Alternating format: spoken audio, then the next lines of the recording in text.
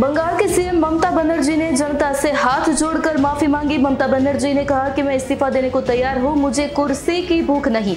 ममता बनर्जी अब इस्तीफा देने को भी तैयार। 2 घंटे इंतजार करने के बाद भी बातचीत करने नहीं आई डॉक्टर। खाली कुर्सियों के सामने अकेले बैठे रहे सीएम।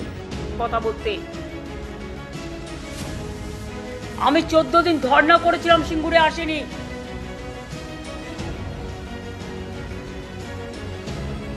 কিন্তু আমরা প্রথম দিন থেকেই চেষ্টা করে যাচ্ছি।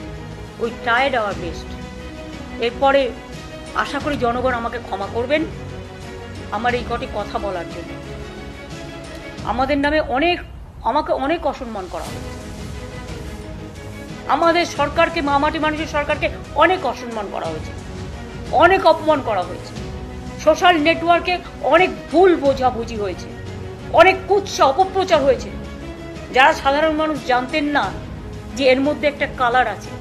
মানুষ এসেছিলেন বিচার চাইতে তিলোত্তমার, কিন্তু আশা করি মানুষ বুঝতে পারছেন ওরা বিচার চায় না, ওরা চায় চেয়ার।